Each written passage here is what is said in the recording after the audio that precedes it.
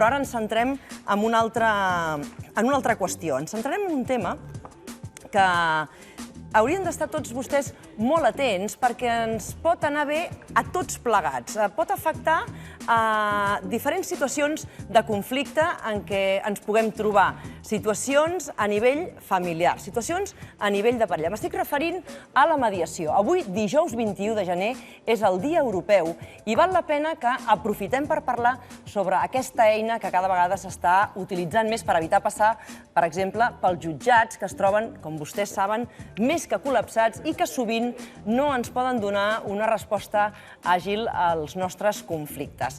Marta Carreras, bona tarda. Bona tarda, Helena. Fa dies que volíem parlar d'això, de la mediació. La mediació, deia jo, que és necessària i que potser el públic que avui ens acompanya, un públic que ve des de Reus, des de Salou, alguns també venen des de Terrassa, potser ara d'entrada, quan jo estava anunciant que parlaríem de mediació, no sabien exactament a què ens estem referint.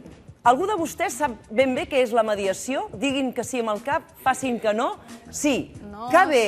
Alguns sí, alguns no.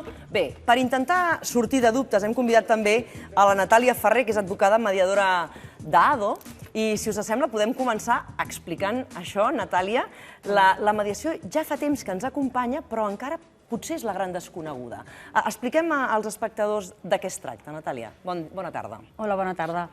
Exactament, la mediació el que és un sistema que té com a objectiu facilitar que les persones puguin trobar solucions als problemes que tenen, als conflictes, asseient-se, posant-se a parlar, intentant trobar solucions evitant que la cosa vagi a més. Quan dic vagi a més pot ser des d'anar al jutjat o coses que ja estan en el jutjat intentar que s'amortigui d'alguna manera el patiment que hi ha i es trobi una solució molt més eficaç. Un cop, per exemple, deies, ja estan en els jutjats mateixos. I aleshores, quin és aquest doble camí? Segueix el procés judicial? S'atura el procés judicial per deixar pas a la mediació i després es reprèn el procés judicial? Com funciona? Sí, hi pot haver diversos moments. Pot ser abans d'iniciar un judici, que és el típic moment on una persona diu vull solucionar això, però potser no em sento còmoda picant a la porta del jutjat, és una cosa no més agradable, que no va amb mi.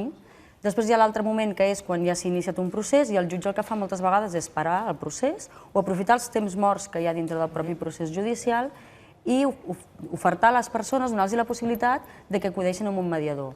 De manera que el procés es paralitza, van a mediació, si arriben a una solució, el procés el que fa és tancar-se, aprofitant la solució que han arribat les persones, i si no arriben a una solució, continua el procés de la manera normal i natural i tradicional que tots coneixem. Hi ha algun àmbit on no es pugui actuar? En principi es pot actuar en qualsevol conflicte. Sí que és cert que la legislació espanyola el que prohibeix és la mediació en temes de violència domèstica. Perquè aquí no hi ha mediació possible. Aquí hi ha d'haver una cosa, una sentència, com si diguéssim, no hi pot haver matisos. Clar, a veure, és un tema de política legislativa. A Espanya en concret està prohibit. En altres països sí que s'aplica amb resultats positius, però és una qüestió que, com que la legislació espanyola no ho permet, aquí ja ni es planteja aquesta opció de moment. I en quins àmbits podeu actuar? O sigui, nosaltres ara ens imaginem, per exemple, el que deia l'Helena, en el cas d'un divorci, en el cas d'una separació. Sí, el més tradicional normalment és el tema de família, en el sentit de separacions i divorcis, i sobretot quan hi ha fills en comú, però després s'aplica en molts casos. Nosaltres portem casos des de comunitats de veïns, residencials, temes d'empresa, empresa familiar, temes entre socis, a vegades temes de contractes, que hi ha desajustos en els contractes, en el món dels negocis. Està obert en qualsevol tipus d'àmbit on hi hagi conflictes, hi hagi persones implicades i hi hagi voluntat de voler trobar una solució. Perquè els espectadors que ho necessiten ho puguin visualitzar, us expliquem que de seguida veurem casos concrets que podreu escoltar i que podreu visualitzar molt bé quina és la feina del mediador i també quines són les dues parts en conflictes. Però posem xifres, Marta. Perquè ens fem una idea d'això que ara deia l'Helena, que encara hi ha molt camí per fer. Cada any els jutjats catalans reben 1 milió d'assumptes, de casos, podríem dir. En canvi, en la mediació arriben 5.000 casos al Centre de Mediació de Dret Privat de la Generalitat de Catalunya. Això se li ha de sumar també tots els que arriben, per exemple, a empreses com la de la Natàlia, tot el sector privat. Són uns centenars més, però vaja, encara queda molt camí per fer. D'aquests 5.000 en finalitzen 1.000. Per tant, hi ha feina per fer. L'objectiu de la Generalitat ha explicat que és doblar el nombre d'expedients en els propers 2 anys per així evitar la descongestió del jutjat que fa que tot llavors s'enlenteixi. Malgrat les campanyes que es fan, encara som un país poc mediador? Jo crec que sí. realment, si ho compares amb altres països, inclús europeus, Espanya està no al darrere, però no és dels primers, perquè ens entenguem. També forma part una mica de la cultura que hi ha aquí. Jo crec que no està del tot implementat. Som molts els que fa molts anys que en parlem i que hem apostat per això, però sí que és cert que potser moltes vegades pel propi desconeixement o inclús perquè no ho hem sabut potser explicar bé, les persones no acaben d'entendre molt bé què els hi pot aportar, fa que no s'hi aposti o no s'hi acudeixi potser amb l'èmfasi que ens agradaria a les persones que realment hi creiem fermament. En quins països, per exemple, està més implementat, tenen més tradició de la mediació? Clar, tot el sistema anglosaxó tenen una cultura molt més del pacte i molt més del diàleg, en aquest sentit, en les controvèrsies. Els països nòrdics també, a Itàlia, aquest matí estàvem en una conferència que feien precisament a la Generalitat i parlaven de l'experiència italiana. Itàlia ha fet un gran impuls per la mediació i s'hi acudeix massivament. França també està implementat. O sigui, pràcticament, penseu que a Europa, des de l'any 2008, hi va haver una directiva europea que va obligar els estats a implementar la mediació, sobretot pensant en temes transfronterers. El que passa que a la pràctica molts països han aprofitat la benentesa d'aplicar-ho també a les pròpies normatives internes. I això ha fet que, si la legislació ho preveu, també s'impulsi molt més. Perquè la situació dels jutjats en aquests altres països on la mediació està molt més introduïda, quina és? És comparable a la d'aquí? En principi, en tots els països els jutjats estan col·lapsats. Sí que és cert que Espanya té una cultura litigant, però el que sí que aquest matí parlaven, que a vegades hi ha el dilema en si ha de ser obligatòria o no la mediació. A Espanya no és obligatòria. El que es fa quan és des del jutjat és que els jutges ho promouen, impulsen i recomanen a vegades de manera una mica encarecida o vehement que s'acudeixi mediació. Clar, aquesta voluntarietat fa que les persones a vegades no acabin, si no saben ben bé a on es posen i què els hi aporta, els hi costi optar i decidir. En els països on és obligatori, evidentment, com que és obligatori, ni que sigui a contracor, un ho ha de provar, i si ho prova, sempre és més fàcil que potser a vegades quedi convençut. Per això és un tema polèmic. M'ha sorprès que diguessis Itàlia, perquè Itàlia té molts punts en comú amb la cultura d'aquí, amb aquest país litigiós que ara deies. No sé si té a veure amb aquesta manera de com s'han solucionat les coses en aquest país tantes vegades de vencedors i vençuts. Bueno, això és un tema important. Jo crec que precisament la conjuntura actual el que mostra és la necessitat moltes vegades que tenim de pactar. Això de jo estic malament amb algú o he tingut un problema i m'oblido d'aquesta persona, i en temes de família els dic als pares, o sigui, no pots borrar l'altre del dibuix. El dibuix pels fills continua sent amb un pare i una mare. I aquí tenim una certa idea, a vegades un mite, de que els altres desapareixeran i el problema desapareixerà. I perquè desapareguin els he de vèncer. La realitat és que si hi ha un problema, els altres els necessitem. Igual que els vam necessitar per fer el problema, els necessitarem per fer la solució. I això és un canvi de paradigma que potser no sempre està prou instaurat. Per tot el que estàs explicant, m'imagino en un determinat conflicte, aquest, per exemple, familiar que estaves exposant, que una família acudeix a un judici, finalment, i és un senyor jutge que tu et trobes allà, i estàs en una sala i tot és com molt més fred. En l'aspecte de la mediació, hi ha molta més calidesa en el tracte, hi ha molta més proximitat. És ben bé sessió a sessió o fins i tot hi ha la possibilitat, no ho sé, ho desconec, que el mediador pugui deixar el seu telèfon per si, més enllà d'aquelles trobades en comú, hi pot haver una trucada en paral·lel perquè ell o ella volen parlar amb el mediador. Quina és la proximitat del mediador amb les parts implicades? Clar, és completament diferent. Per començar, nosaltres el que fem i el que ens interessa és saber què ha passat i per què estan. Una de les preguntes més importants que normalment faig és com heu arribat en aquest punt?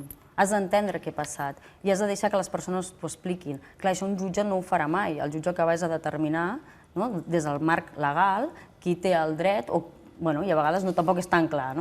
En la mediació no, el que fas és escoltar, saber què ha passat, què volen, per què ho volen, què necessiten, i fas sessions conjuntes, però a vegades és cert que fas sessions en particular i evidentment les persones et poden trucar. El que sí que és molt important amb això, però és tenir clar que, tot i que és confidencial, hi ha d'haver un equilibri. O sigui, si jo m'entrevisto amb una de les dues parts en particular, l'altra ho ha de saber. Jo no explico el que m'han dit, però sí que li he de donar l'opció a que també em pugui entrevistar amb aquesta persona. Hi ha d'haver un cert equilibri en el ritme i en la relació que tenim nosaltres, precisament perquè tingui la sensació que no estem a favor de ningú.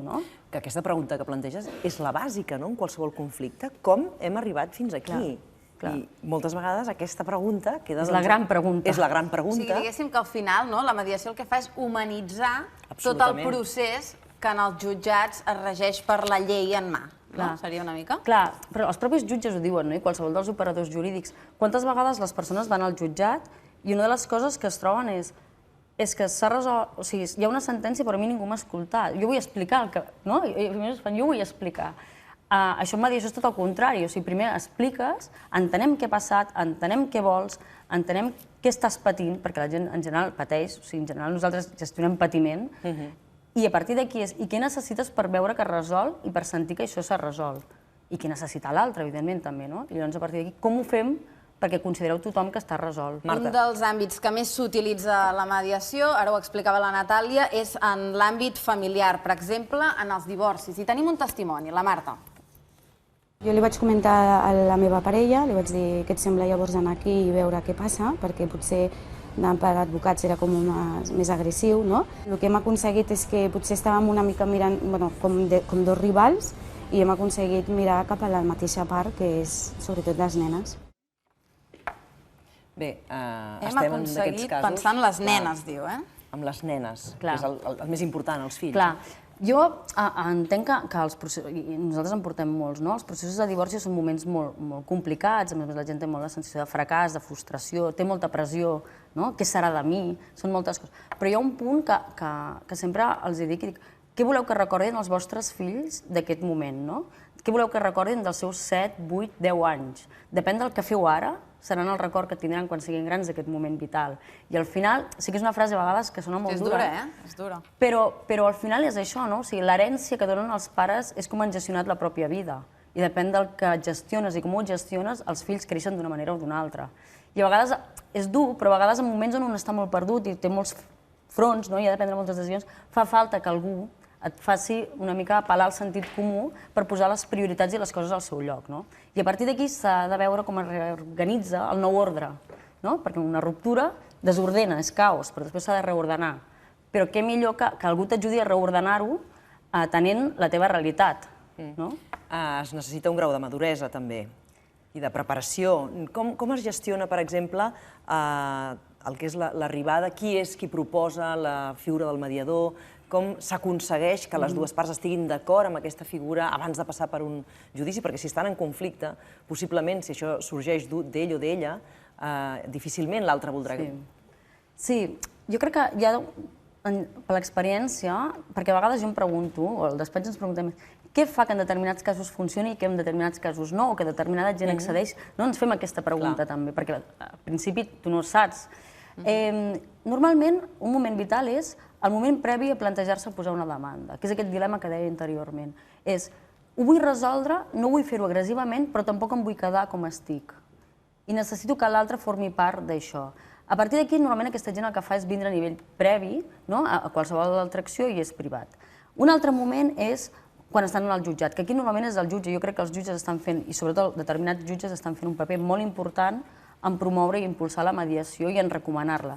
Perquè des de la legitimitat que tenen en el seu paper, des de la seva pròpia experiència, es passen el dia treballant amb els conflictes dels altres, han arribat a la conclusió de que realment en determinats casos és superimportant que les persones puguin reconduir-ho, perquè ells ho veuen, que dictaran sentència, però no resoldran el problema. Llavors, en els casos que ens ho deriven des del jutjat, ja directament venen els dos.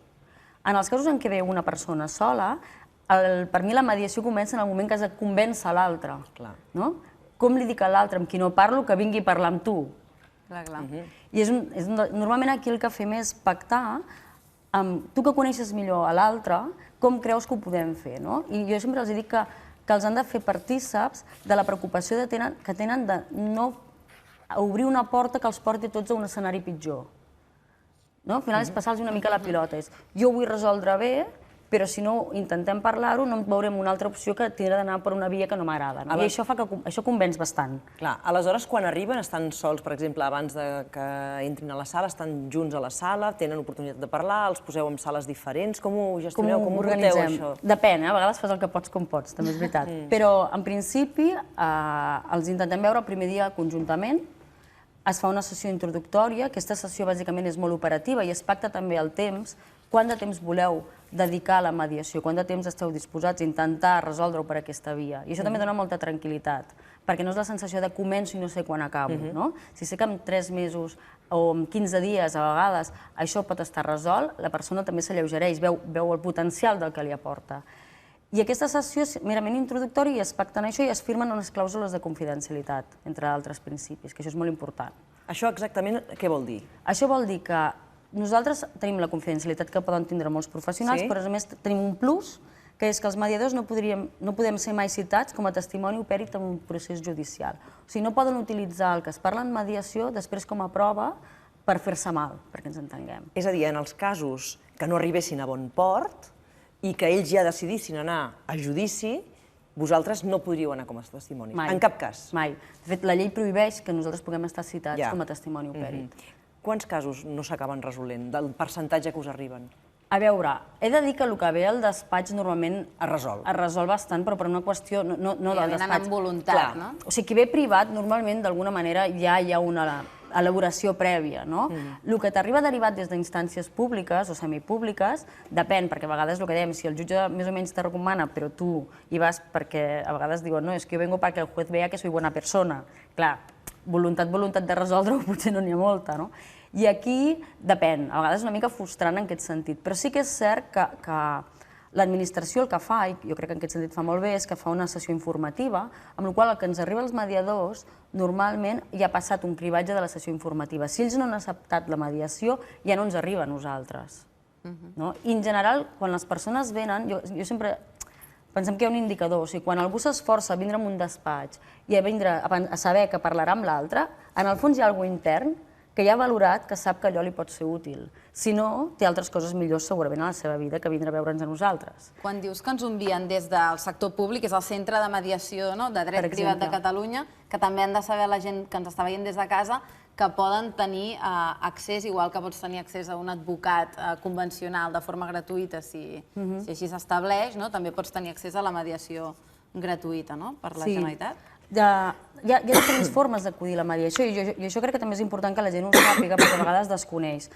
Hi ha la mediació privada, després hi ha la mediació del centre de mediació que opera a tot Catalunya, vull dir, qualsevol persona es pot posar en contacte en el centre de mediació de la Generalitat, que depèn del Departament de Justícia, o amb els serveis d'orientació de mediació que molts col·legis professionals tenen.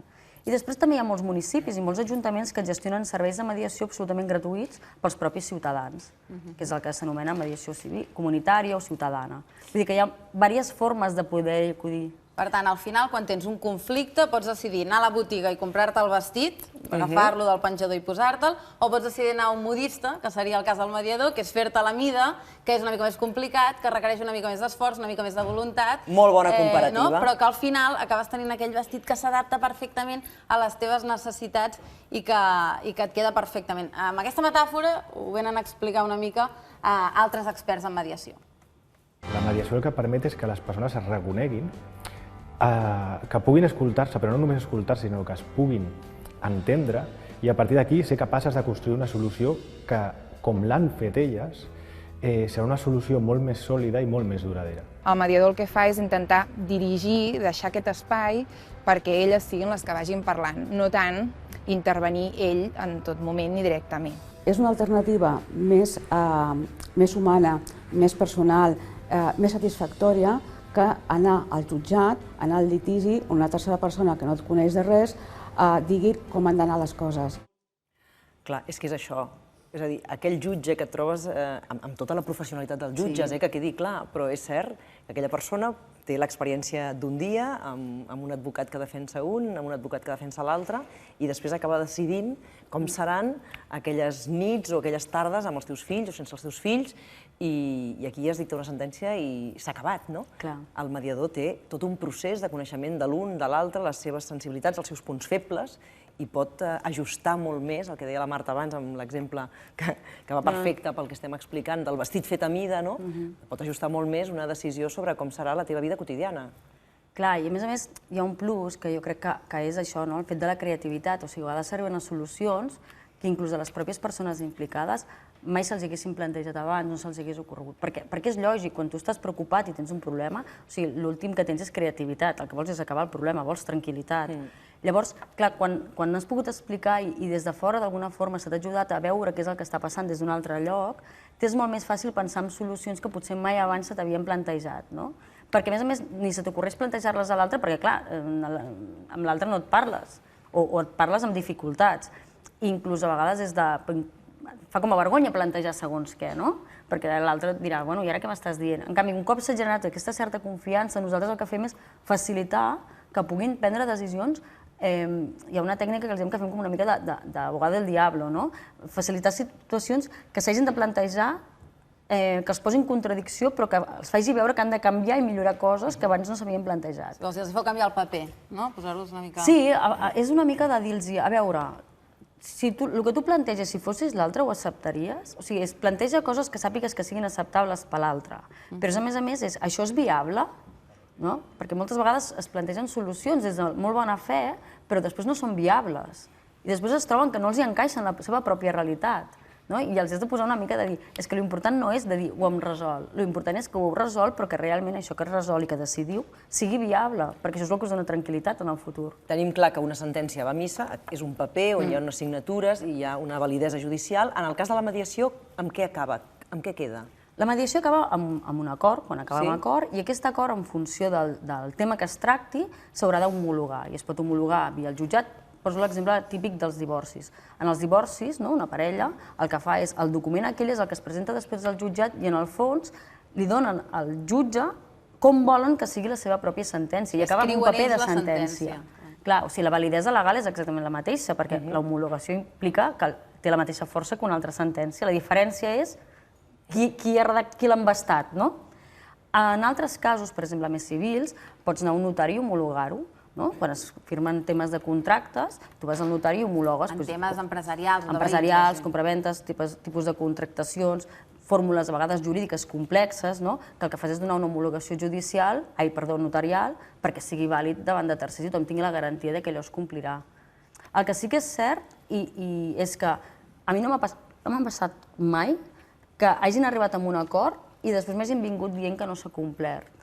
Per què? Perquè qui no vol ja no hi arriba a l'acord. Estava mastegat, l'acord. Clar, o sigui, perquè realment algú signi, ha d'estar convençut que allò li interessa complir-ho. En canvi, no sempre el que diu el jutge es deu complir a l'hora de la veritat. Els jutjats estan plens de demandes de modificació per incompliment en les execucions.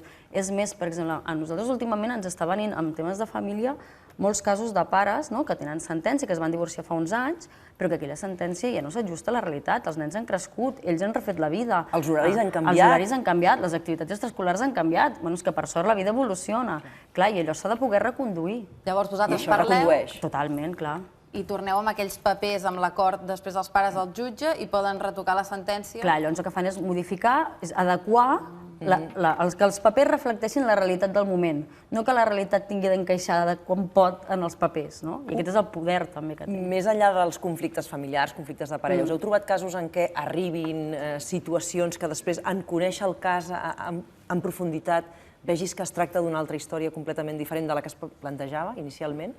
Això bastant sovint. De fet, això és una de les coses més atractives dels que ens dediquem a això, que a vegades tendim a la reducció, explicar les coses de manera reduïda, però quan veus la història real hi ha molt més al darrere. Per exemple, poso un exemple amb un tema de veïns, de sorolls, que pot semblar alguna cosa molt senzill, una casa on fan molt de soroll i els veïns es queixen perquè a la nit no descansen.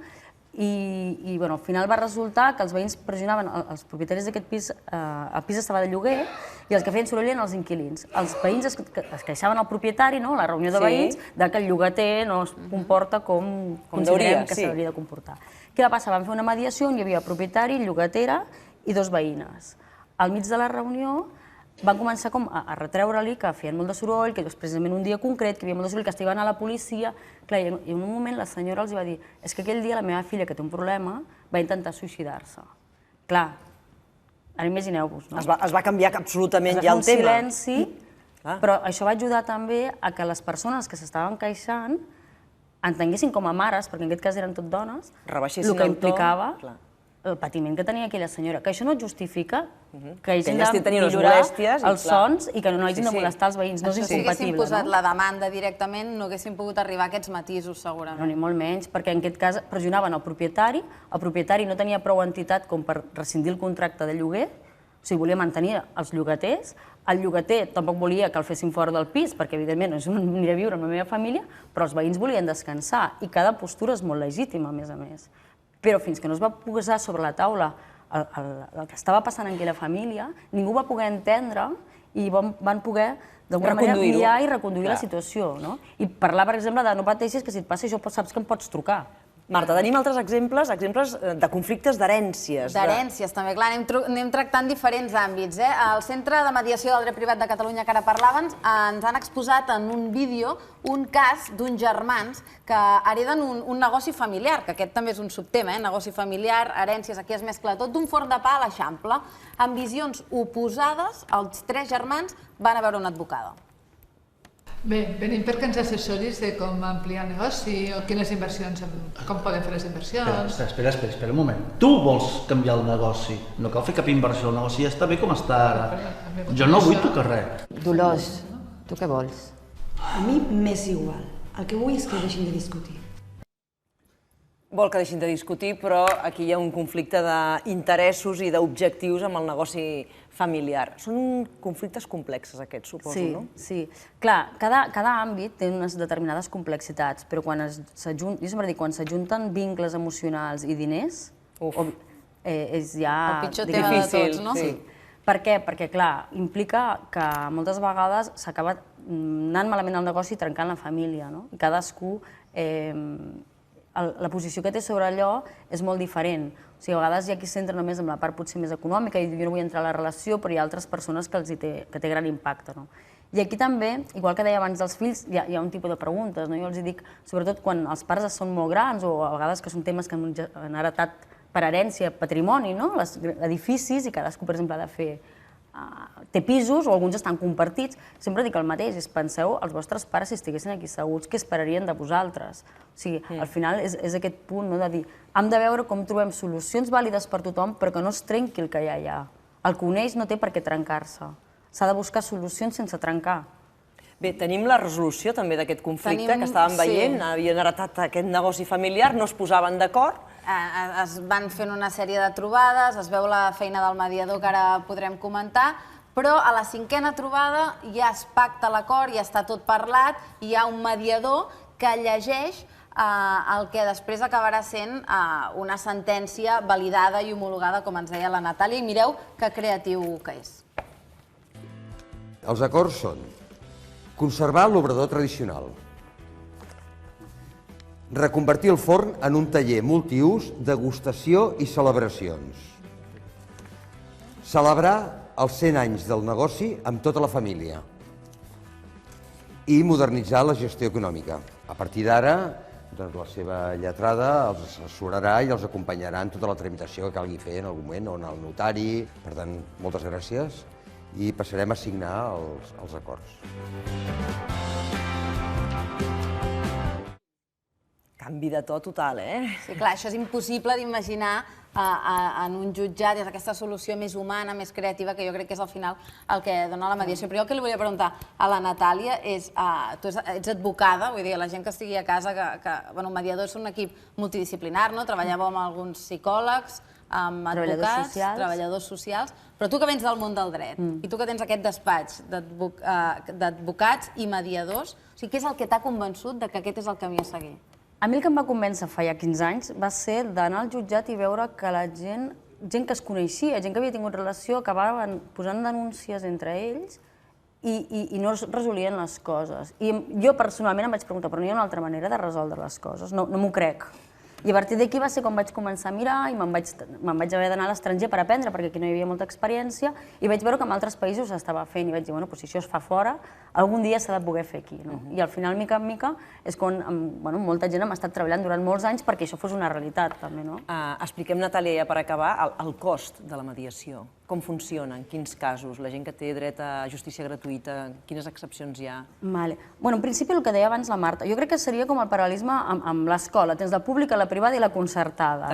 Si tu te'n vas a un ajuntament, és gratis normalment perquè és pels propis ciutadans del territori.